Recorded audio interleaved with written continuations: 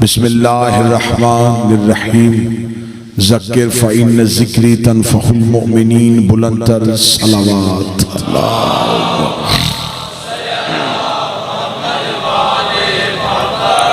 जहाँ से वाजिबुल एहतराम काबिल सद एहतराम भाई गुफ्तगू को छोड़ के गए, वहीं से मुत्तसिल करते हुए दो सजदे उस शहजादी की पाक दहलीज पे करते हैं जिसकी पहचान ही जारियत ज़हरा की वजह से। बिस्मिल्लाह। मैंने कभी भी इस इज्जतदार शहजादी का तारुफ हबश की वजह से नहीं करवाया। इसकी पहचान इसका मुल्क नहीं, इसके मुल्क की पहचान ये है। बिस्मिल्लाह। इज्जत हबश है तो फिजा की वजह से। जमाना कहता है, तारीख कहती है, मुअर्रिख लिखता है हबश में रहती थी। अकीदा कहता है कि अरश में रहती थी। जो बोल सके वो एहसान करे। मुअर्रिख कहता है हबश में रहती थी, अकीदा कहता है कि अरश पे रहती थी। अब मैं पहली सदर पढ़ने लगा हूं और हर आंख पे मेरी आंख देखूंगा, कहां कहां ये वफा की तस्वीर शजरे की सूरत में चेहरे पे आया होगी। फख्र मरियम को फिजा कहते हैं। बिस्मिल्लाह। सरकार जिंदा और सलामत रहे। या मैं फिर जुमला कहूंगा, ये जुमला खतीबाना जुमला नहीं, मेरी कौम का अकीदा। अकीदे पे समझौता नहीं हो सकता। मैं फिर जुमला कहता हूं, फख्र मरियम को फिजा कहते, फख्र मरियम को फिजा कहते। जो खामोश है दो अलम गवाह है, फख्र मरियम को फिजा कहते। जो बंदे चुप हैं वो सोच रहे होंगे मरियम ईसा जैसे नबी की माँ, और इसने कह दिया कि फिजा फख्र मरियम है। कुरान अभी मिंबर पे लाओ। कुरान से पूछते हैं मरियम कौन है, कुरान से पूछते हैं फिजा कौन है। कुरान कहता है जब मरियम के आगे फरिश्ता रोटी लेके आया, मरियम ने दोनों हाथ माथे पे रख के कहा तेरा भी शुक्रिया, उसका भी शुक्रिया, तेरा भी शुक्रिया, उसका भी शुक्रिया, तेरा भी शुक्रिया, उसका भी शुक्रिया। उसने भेजी तू लेके आया। जो फरिश्ते का शुक्रिया अदा करे उसे मरियम कहते हैं। जो फरिश्ते का शुक्रिया अदा करे उसे मरियम कहते हैं। जो फरिश्ते का शुक्रिया अदा करे उसे मरियम कहते हैं। 3 दिन ज़हरा पकाती रही, दरवाजे पे फिजा बांटती रही। 3 दिन ज़हरा पकाती रही, दरवाजे पे फिजा बांटती रही। तीसरे दिन जबरील ने आके कहा फिजा मैं तेरा शुक्रिया अदा करने आया हूं। फिजा ने दरवाजा बंद करके कहा उठ जबरील, तू शुक्रिया क्यों अदा करता है? ये तो हमने वजहुल्लाह का सदका दिया था, ये तो हमने वजहुल्लाह का सदका दिया है। अभी फिजा अपने घर के अंदर नहीं आई, ये आवाज कुदरत आई है। बतूल की कनीज ज़हरा से शिकायत न करना, जबरील का शुक्रिया तेरे शाया में शान नहीं, मैं अल्लाह खुद तेरा शुक्रिया। सारे बोले मिलके हैदरी। बिस्मिल्लाह। या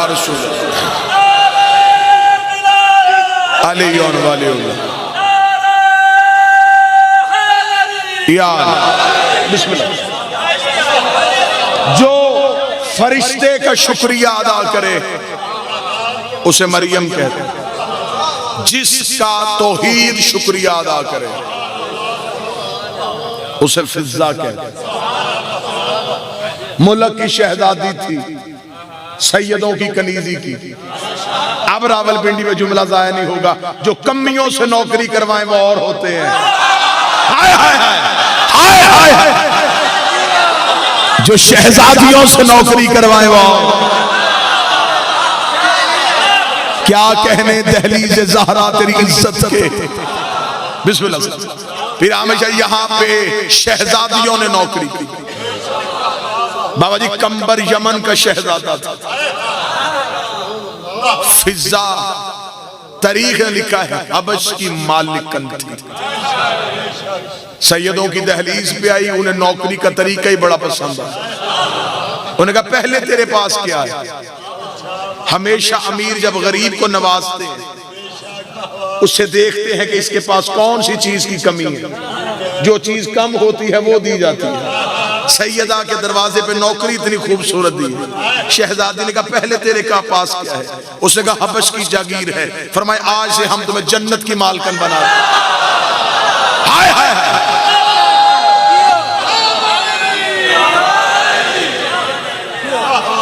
नौकरी का हुनर तो देखो, इरफान के किस दर्जे पे फाइज थी ये बीबी, मार्फत के कितने जीने तय कर चुकी थी ये शहजादी। कंबर ने एक दिन दहलीज सैयदा पे आकर दक्कल बाब किया, अंदर से फिजा ने पूछा, और ये नहीं कि कंबर आया तो ये पूछती थी, जबरील भी आता था तो यही पूछती थी। जबरील से भी महवे गुफ्तगू यही बीबी रहती थी। कंबर ने आके जनाब फिजा से पूछा, ऐन अली, अली कहां है? बाबा नज़ाकत शरीफ अब देख रहे हैं कि रावलपिंडी का म्यार क्या है, कितना अकीदत सुना जाता है। अगली सदर में पता चल जाएगा कितने बंदे अकीदत सुनने के मूड में बैठे। कंबर ने आके पूछा, ऐन अली, अली कहां है? फिजा मुस्कुरा के कहते हैं, मिनल बरूज, आसमानों पे है। हाय हाय हाय हाय, आसमानों पे है, आसमानों पे है, आसमानों पे है। इतना कहना था, कंबर दे के कहने लगा, फिजा मैं अली इब्ने अबी तालिब की बात कर रहा हूँ। फरमाया मैं भी हुसैन के बाबे की बात कर रही हूँ। फरमाया मैंने पूछा कहाँ है? फरमाया आसमानों पे है। कंबर के चेहरे पे हल्की सी मुस्कुराहट आई। कंबर ने धीमी सी मुस्कुराहट से कहा, आसमानों पे क्या कर रहे हैं? फिजा जलाल में आकर थी, रिस्क बांट रहे हैं, जिंदगी दे रहे हैं, मौत दे रहे हैं, तकदीर बना रहे हैं, तकदीर बना रहे हैं।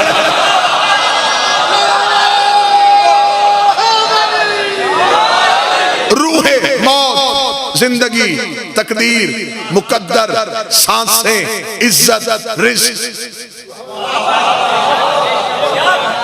अली आसमानों पे। कंबर वहीं से दौड़ा, हाँफता कांपता गलियों में, कानों पे कभी हाथ, क्या कहती है फिजा? आसमानों पे है। करता करता जब आबादी से बाहर आया, सामने देखा अमीरुल मोमिनीन आ रहे और कांधे पे बेलचा। कंबर ने यूं हाथ जोड़ के कहा, या अली मैं अभी अभी दहलीज़े इस्मत में गया था, वहां से जारियतु ज़हरा से पूछा है कि अली कहां है? उसने कहा आसमानों पे। मैंने पूछा क्या कर रहे हैं? कहते रिस्क बांट रहे हैं, सांसें दे रहे हैं, मौत का हुक्म दे रहे हैं, तकदीर बना रहे हैं, तकदीर बगाड़ रहे हैं।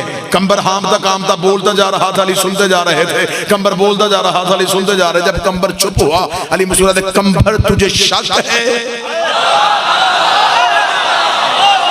जब कहा ना कंबर तुझे शक है, कंबर देखे ना, मौला मैंने शक की वादी में जाके काफिर होना है। मुझे पता है कि अभी यहाँ भी हो सकते हैं, वहां भी हो सकते हैं, लेकिन या अली क्या जो फिजा ने मुझे कहा है या ऐसा ही था? या अली अभी तो मैंने आपको देखा है, आप जमीन में हैं, आबादी में आ रहे हैं। या अली वो कह रही है अभी इस वक्त अर्श में है, तरीक के जुमले हैं। अली ने कंबर की आंखों पे हाथ फेर, कंबर अर्श में देख। कंबर ने अर्श की तरफ देखा, कंबर कहता अर्श अव्वल पे भी अली था, अर्श जव्वम पे भी अली था, अर्श सव्वम पे भी अली था, अर्श चहारम पे भी अली था। कहीं फरिश्तों को नमाज पढ़ा रहा था, कहीं रिस्क बांट रहा था, कहीं सांसें दे रहा था, कहीं मौत का हुक्म दे रहा था, कहीं कायनात का निजाम चला रहा था। कंबर ने आसमान से जमीन पे देखा, सामने अली खड़ा था। कंबर ने अपने दोनों हाथ अली के कदमों पे रखे, रख दे तेरे फजाइल में शक कोई नहीं है, लेकिन अली मुझे बता फिजा के पास कौन सा वजीफा है, फिजा के पास कौन सा अमल है? वो कनीज है, मैं नौकर हूँ, वो हुसैन की कनीजी करती है, मैं हुसैन की नौकरी करता हूँ। कौन सा अमल है जो वो फर्श में बैठ के अर्श की बातें जानती है? अलबत्ता कंबर जिंदगी में कभी फिजा का मुकाबला न करना। वो जिस घर में रहती है उसका दरवाजा अर्श पे खुलता, जहां वो रहती है वो दरवाजा अर्श पे।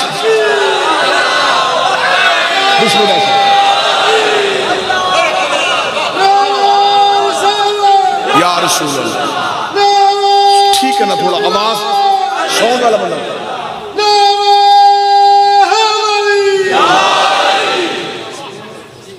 थोड़ा सी ये अर्थ भी और ठीक भी नहीं।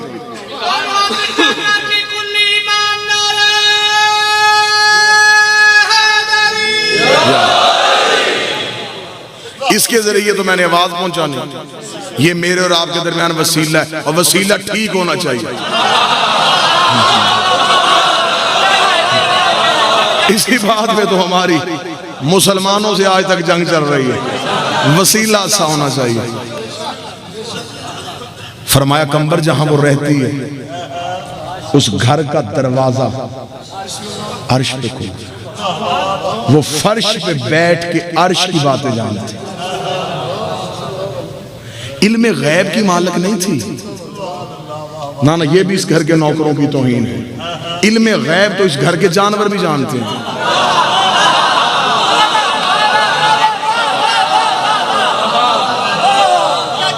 सारे खुश अकीदा बंदे बैठे थे, बाद मैंने अकीदे की ये बंदे चुप क्यों हो गए?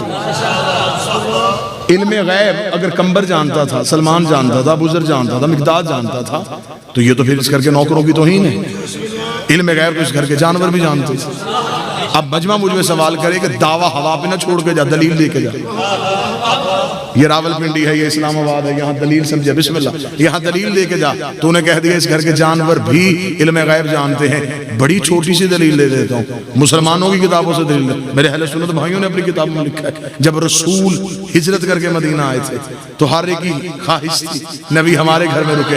नबी ने अपनी ऊँटनी को छोड़ा, जहां मेरी ऊँटनी बैठेगी मैं वहां जाऊंगा। वो आके बैठी अबू अय्यूब अंसारी के दरवाजे पे, उसे किसने बताया था कि यहां बैठना?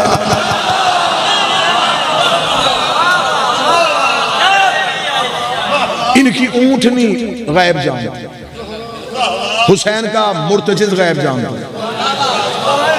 उकाब गैब जानता, अशअल गैब जानता, तो जिनके नौकर जानवर गैब जानते।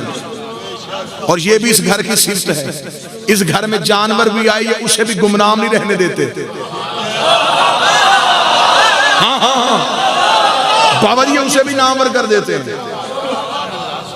रसूल के पास किबला तशरीफ में, रसूल के पास खैबर के यहूदियों की मलकियत में से, खैबर के माल में से एक गधा आया था, उसका नाम याफूर था।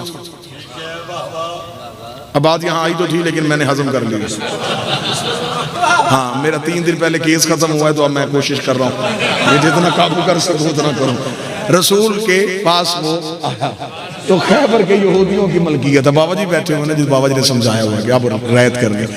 तो जब वो खैबर के माल मुसलमान आपस में गिन रहे थे, ये तू ले जाए, ये तू ले जाए, ये तू ले जाए, तो वो गधा आखिर में रह गया। अरब में सब लोग घोड़ों की सवारी करते थे, आखिर उन्होंने कहा माले मुफ्त दिले में रहे तो कोई ना कोई तो लेके जाएगा। अब जो भी उस गधे को पकड़े वो चले ही नहीं। अब ये जो बात मैं कह रहा हूँ, ये बात ये नहीं कि सुनी सुनाई बात है, हयातुल हैवान आकर दुमैरी की किताब जामिल अज़म मिस्र से छपी हुई, उसमें भी ये वाक़या दर्ज है। वो गधा किसी के साथ ना जाए, साहबी परेशान हो गई, ये कौन सा गधा, इतना सरकस गधा? घोड़ा ऐसा हो सकता है कि घोड़ा ना चले और ये गधा ये चल ही नहीं रहा। अभी सहाबा सोच रहे थे ये मस्जिद से रसूल बाहर आए, रसूल का बाहर आना था, सहाबा का रश देखा, रसूल ने सलमान से कहा ये क्यों यहाँ खड़े हैं? फरमाया या रसूल अल्लाह, वो जो माल तकसीम किया था ना मस्जिद के अंदर बैठ के, चंद चीजें ऐसी थी जो मस्जिद में जा नहीं सकती थी।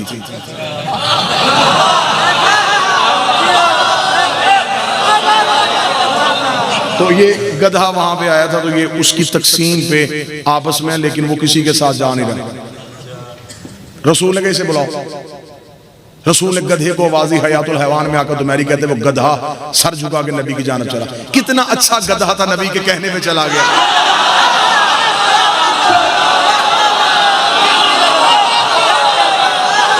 नबी ने बुलाया, वो चला गया।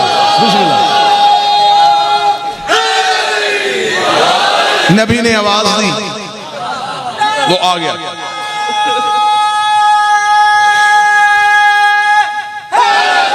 यार वो सहाबा का राशा पीछे पीछे, वो आगे आगे आगे आके हयातुल हैवान में आकर दुमैरी लिखा, उसने अपना सर नबी बोल के उसने अपनी जुबान में अस्सलामु अलैका या रसूल अल्लाह।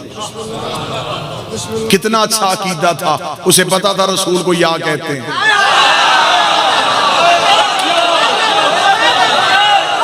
जिंदाबाद हुसैनी जिंदाबाद, मजहब शिया जिंदाबाद।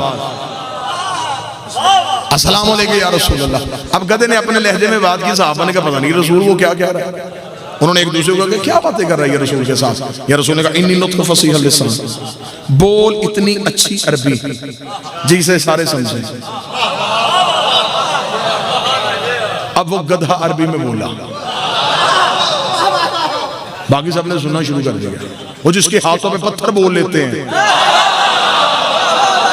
ये तो फिर भी सांस लेता था ना, इसमें तो बोलना वाजिब था। हुज्जत की अता तो हर मखलूक में वाजिब है ना। रसूल ने इशारा किया गधा बोल पड़ा। रसूल ने बोल के कहा बता तो सही, जाता क्यों नहीं किसी के साथ, इतने लोग तेरे उम्मीदवार हैं, किसी के साथ जा।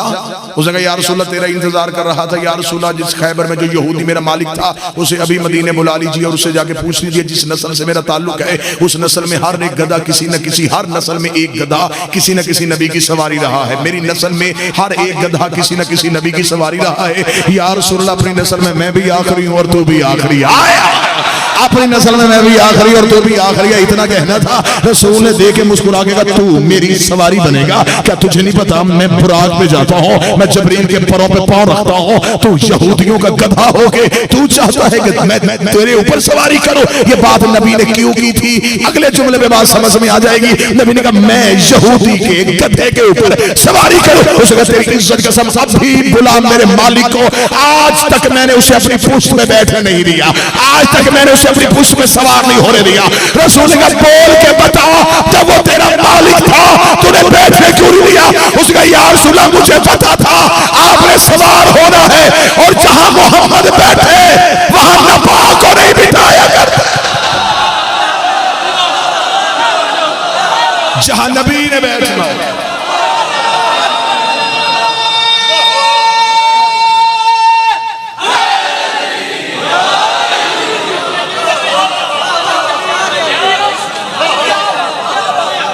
इल्म गैब नहीं जानते थे, नहीं। ये जनाब फिजा कंबर मिकदाद इल्मुल गैब के मालिक नहीं थे। अब इनके लिए जो मैं लफ्ज इस्तेमाल करने लगा हूं, किबला तशरीफ फरमाएं, बड़ा ही अच्छा और बड़ा ही मोहतात लफ्ज इस्तेमाल कर, ये नाज़िरुल गैब थे। बिस्मिल्लाह सरकार, ये गैब में देखते थे। अब आप मुझ में सवाल करें कि जानवर इनके आलिमुल गैब हो गए, नौकर इनके नाज़िरुल गैब हो गए, तो फिर ये 14 क्या हैं? अब मुझे नहीं पता इसके बाद मैं पढ़ूंगा कोई सुनेगा या नहीं सुनेगा। मैं अकीदा अपना यूं मिंबर पे रखने लगा हूं, इनके जानवर आलिमुल गैब हैं, नौकर नाज़िरुल गैब हैं, ये खुद खालिकुल गैब है। बोले वो बंदा जिसका अकीदा मेरे साथ मिलता है।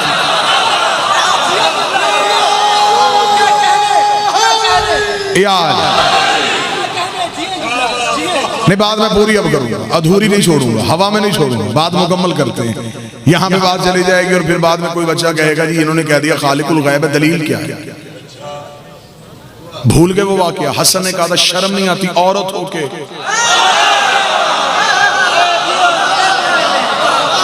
एक और वाकया सुना देता हूं, बिस्मिल्लाह, दरूद सारे हज़रात मिलके बुलंद आवाज से पढ़े। अल्लाह बिस्मिल्लाह सरकार, बिस्मिल्लाह मौला आमीन। बात मुकम्मल कर दो जी। इमाम हसन अलैहिस्सलाम बाग में थे, यहाँ बाहर से, दीवार के बाहर से फकीर शाम का लश्कर गुजरा। उसने अमीर सुबह शाम के बेटे को खड़े देखा। मैं वो जुबान काट के कुत्तों के आगे ना फेंक दूं जो अली के सिवा किसी को अमीर कहे।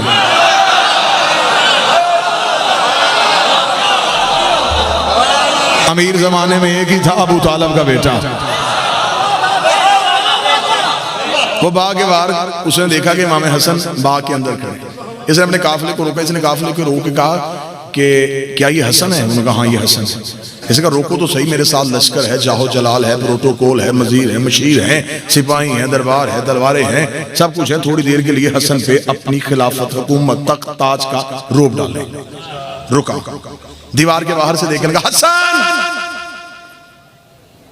तेरा बाबा सलूनी के दावा करता था, तू भी करता है? अब उसने ऊंची आवाज में मुखातिब करके इमाम हसन को कहा। इमाम हसन ने जमीन की तरफ देखा, उसकी तरफ देखना गवारा नहीं कहा। इमाम ने कहा, जाहिल तुझे नहीं पता, हमारे चेहरे बदलते हैं, दावे नहीं बदलते।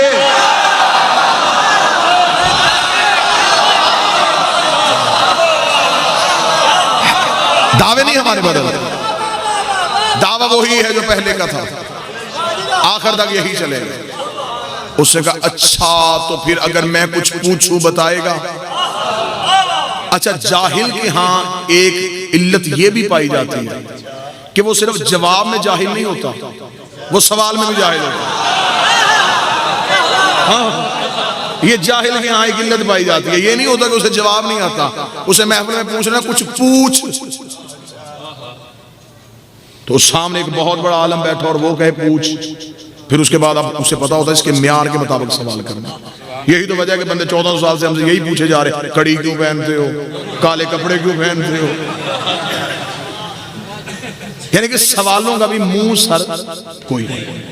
अब आलिम के सामने बैठ के कोई बंदा सवाल नहीं करे, और जहां हसन खड़ा हो, अब कह तो दिया कि मैं कुछ पूछूं, अब सवाल भूल गया कि क्या पूछूं, क्या खबर पूछूं। अर्श की पूछूं बता देगा, फर्श की पूछूं बता देगा। एक लम्हे के लिए खामोश। अच्छा फिर तू बता, इस खजूर में कितनी खजूरें हैं? उसके जहन में, क्योंकि खजूर का दरख्त वो दरख्त है जिसमें नीचे खड़े होकर भी बंदा फलों की तादाद का तय्युन नहीं कर सकता, गुच्छे की शक्ल में होती। उसका बता कितनी खजूरें हैं? इमाम हसन ने सार उठाए बगैर का 3313। उसे अपने घोड़े को रोकेगा, तू क्या समझता है कि मैं गिनूंगा? नहीं, मैं गिनवाऊंगा, अब भी गिनवाऊंगा।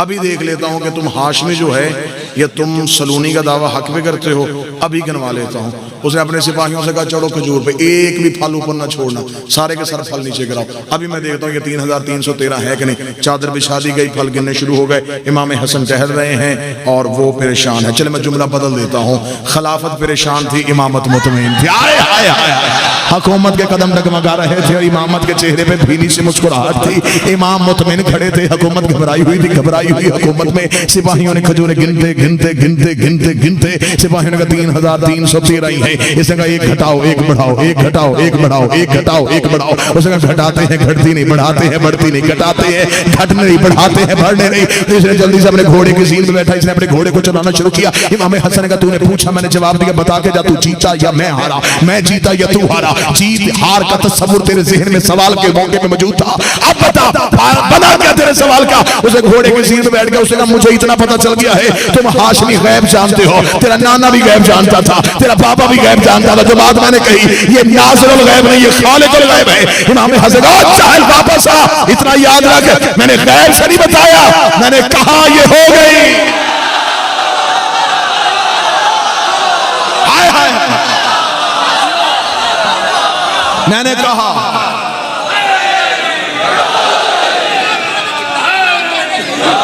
कहा ये हो गई। हम कहते हैं हो जाता, हमारे लहजे में कौन बोलता है, हम इख्तियार रखते हैं, हम मुख्तार कुल हैं। बात हो रही थी शहजादी फिजा की और बात इख्तियार पे चलती चलती कहीं चली गई। खैबर के मैदान में रसूल ने जब अली को बुलाया, जिसने बुलाया वो खैबर में, जिसने सुना वो मदीने में, जिसने बुलाया वो भी मुसल्ले पे, जिसने सुना वो भी मुसल्ले पे। पुकारने वाला भी नमाज की हालत में था, सुनने वाला भी नमाज की हालत में था, और जो दोनों के दरमियान था उन्हीं की दोनों पढ़ रहे थे। या रसूल ने खैबर से अली को बुलाया, अली ने मदीने में रसूल की आवाज को सुना।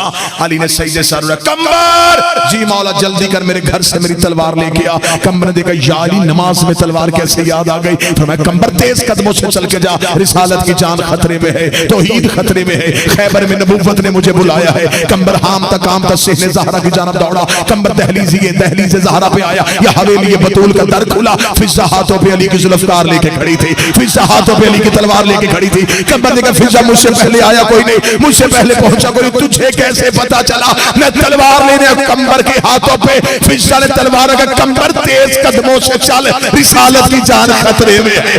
कम्बर ने कहा, फिजा मुझे इतना तो बता दे, तुझे पता कैसे चला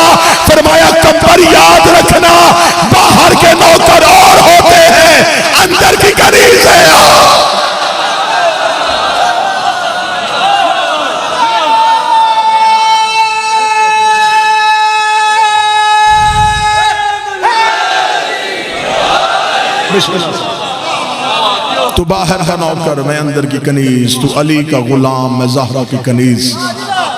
जिन्हें तू उठाता है उन्हें मैं सुलाती हूँ, जिन्हें तू फिराता है मैं उनके बर्तन साफ करती हूँ। तुझे नाना कहते हैं, मुझे अम्मा कहते हैं।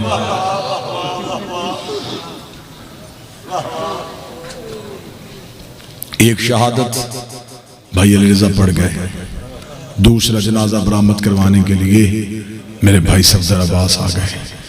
दर्द के कुरान में से एक आयत मैं पढ़ देता हूँ। नौकर हूं,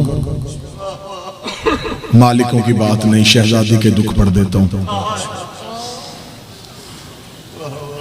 बहुत खूबसूरत जुमला कहा भाई अली रज़ा ने अपने मुसाहिब में। आलिया के गरीबी के बुरके को फिजा कहते हैं।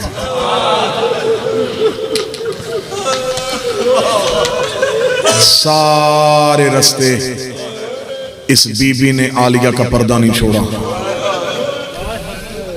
सामने चलती थी। बाजार शाम के बाहर जब खड़े हुए 15 अज़ानें सुनी ना जब अली की बेटी ने, तो बीबी की नजर जमीन पे गई। अब मैं 70 इशारे के साथ कहूंगा, हाय जरूर कह देना। आलिया ने जमीन की तरफ देखा, फिजा के पांव के नीचे से जमीन सुर्ख हो चुकी थी।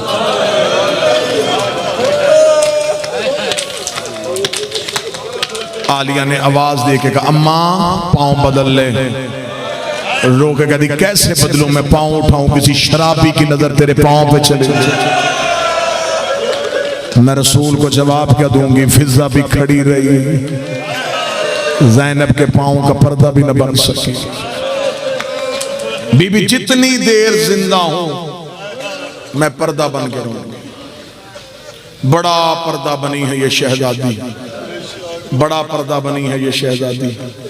सादात और गैर सादात से माफी मांग के आज भी जो शाम के जाहिर बैठे हो, आज भी कच्ची कब्र है फिजा की, छोटा सा कमरा है फिजा की कब्र पे। बाहर एक काले रंग का बोर्ड है जिसपे सफेद स्याही से लिखा है, ये रोजा कनीज़े ज़हरा जनाब फिजा का है।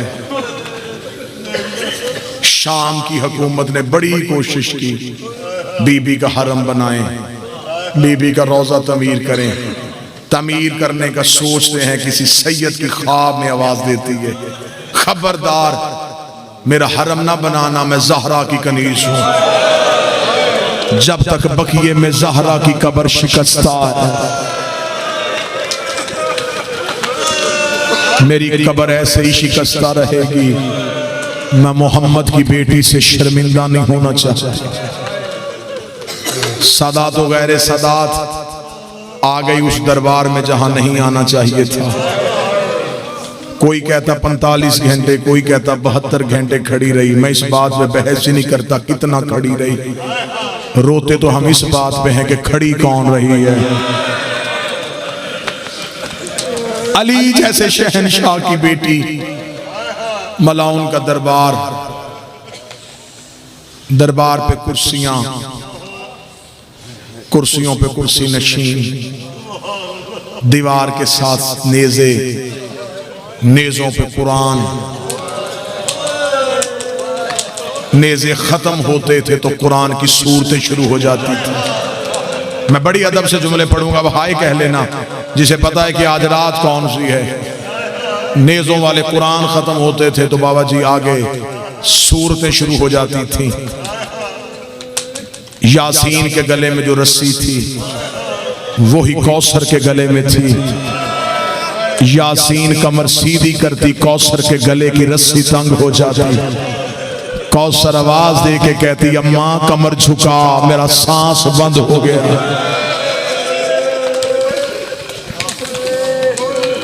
अब जिसके जहन में नक्शा बन गया वही बंदा मातम करेगा। जिसके जहन में दुनिया का इधर उधर का ख्याल है, एक लम्हे के लिए निकाले। फिर मैं तस्वीर आंखों में बनाता हूँ, दीवार दीवार के साथ सर, नेज़ों पे सवार, सामने कुरान की आयतें रस्सियों में लिपटी हुई, सिपाही दीवारों के साथ खड़े, कुर्सियां लगी, ऊंचाई पे तख्त, तख्त पे कमीना। ये कमरे से निकल के तख्त पे आया, पहली पेशी थी ये सैयदों की इसके दरबार में। ये मलाउन तख्त पे आया, तख्त पे इसके सामने शराब का जाम था। इस कमीने ने सबको फतह की मुबारक दी। मुबारक देने के बाद इसकी जुबान से पहला जुमला निकला, इनमें अली की बेटी कौन है? मैंने पढ़ दिया, बड़ा अमीर था वो बंदा जिसका हाथ सीने पे नहीं आया, जिसे पता भी है कि आज 25 मुहर्रम की शब ढल रही है, उठ रहा है मदीने से हुसैन के बेटे का जनाजा, शाम में सैयदों की कनीज का जनाजा। ऐसे रोना जो सैयदों को रोना पसंद है। जनाजे पे जो चीखे मार के रोए लोग जरूर पूछते हैं ये क्या लगता है। अभी मेरे भाई ताबूत बरामद करवाएं, ऐसे चीखे मार के रोना, फरिश्ते जाके पूछे हुसैन ये तेरे क्या लगते थे? ये गलियों में आधी रात को तेरे बेटे के जनाजे के पीछे चीखे मार के रो रहे थे। इसने कहा इनमें अली की बेटी कौन है? इतना कहना था, यह कमीना जो करीब खड़ा था उसने कहा वो जो सबसे आगे सफेद सर वाली ज़ईफा खड़ी है, इसकी कमर के पीछे खड़ी है अली की बेटी। उसने कहा कनीज़ें पीछे खड़ी होती हैं, ये आगे क्यों खड़ी है? उसने कहा इसने पूरे रास्ते में अली की बेटी का पर्दा नहीं छोड़ा। उसने कहा वो बाजार था, ये मेरा दरबार है, यहाँ किसी पर्दे की जरूरत नहीं है, इसको हटा मैं अली की बेटी से बात करूं। ये बाजार में मेरी हुकूमत के खिलाफ खुतबा दे के आई है। या सिपाही चलता चलता वहां आया जहां फिजा खड़ी थी, जिस बंदे ने मातम करना तैयारी करे, ये फिजा के करीब आके कहता ज़ईफा पर्दा छोड़, हमारे हाकिम ने अली की बेटी से बात करनी है। फिजा ने अपने सर से सफेद बाल हटा के कहा खुदा तुझ पे लानत करे, आज के दिन के लिए तो मैं सांसे खैरात में मांग के लाई थी, मैंने नबी से जिंदगी मांगी थी, मुझे इतनी जिंदगी दे देना मैं तेरी बेटियों का पर्दा बन सकूं। उसने कहा पर्दा छोड़ वरना मैं जुल्म करूंगा। जुल्म का नाम आना था। फिजा रो के कहती अकबर की मौत से बड़ा भी कोई जुल्म है, हुसैन के गिरने से बड़ा कोई जुल्म है, ज़ैनब के बुरके से बड़ा भी कोई जुल्म है। इस कमीने के हाथ में कोई लोहे का सामान था, इसने फिजा के सर पे रखा। फिजा के चांदी जैसे बाल यकूत की तरह सुर्ख हुए, फिजा के बालों पे लहू की लकीर आई।